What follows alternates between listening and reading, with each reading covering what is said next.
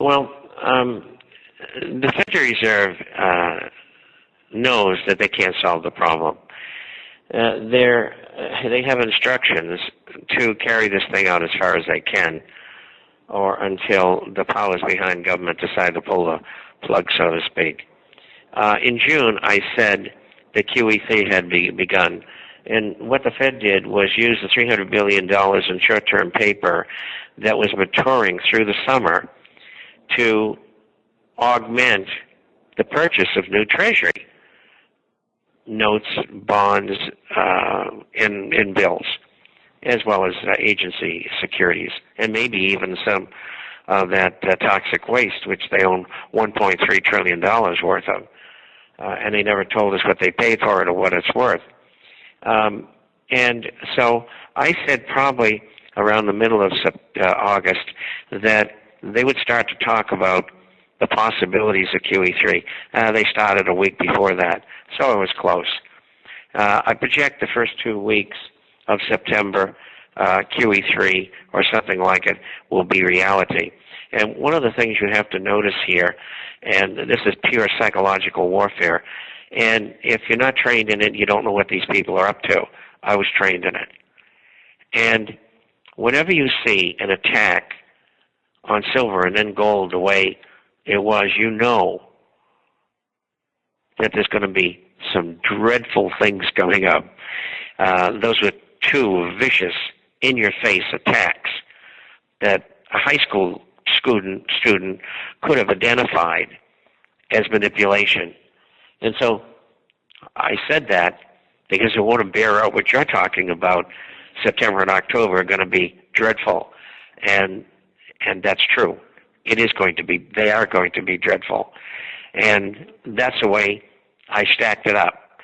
And of course, if there's no QE3 equivalent, the whole thing's going down the chute. And I believe that at this time they don't want it to by their actions. And gold and silver are going to go right back where they were and go higher. It presents a tremendous opportunity for buyers in that venue. And there'll be tremendous pressure on the stock market. They'll try to hold it up, but it's going to go down.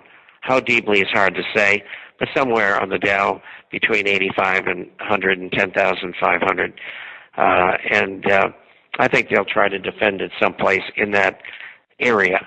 They almost made 10,500 here just recently. So you can middle the thing and say 9,500. And the bond market is being held up by swap agreements. And I won't get into them because they're too technical. But the ringleader in that is Morgan Stanley.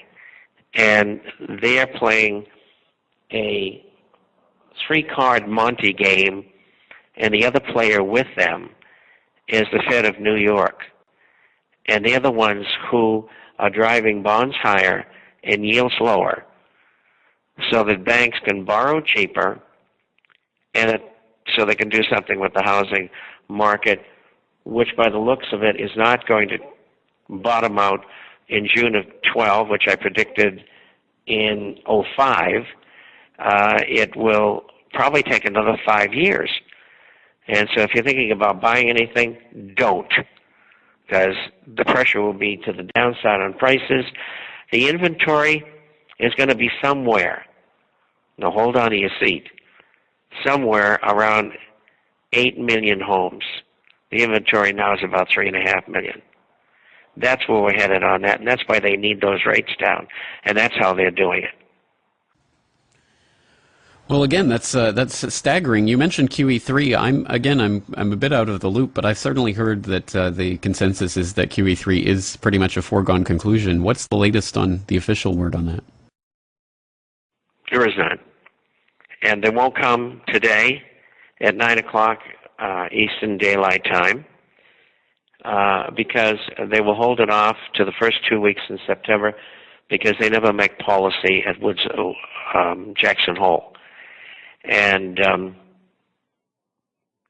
it'll be subtle today.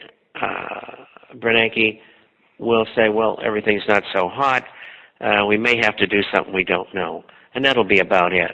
And then, like thunder and lightning, in the first 2 weeks of September, they'll say, gee, we got to do something, whether we like it or not. And the same extortionist approach that the government and the Federal Reserve have used since this credit crisis began just 3 years ago. And there's going to be all sorts of patchwork. The big one is going to be gold and silver. And the people who are in the stock market, with the exception of the gold and silver shares, which incidentally are turning the corner, and they're about to start really booming again. So you can keep that in mind. But people in the market and in bonds, I'd hightail it out of there. I don't know where you're going to put your money besides going into gold and silver related assets, but get out, because it's going to get nasty.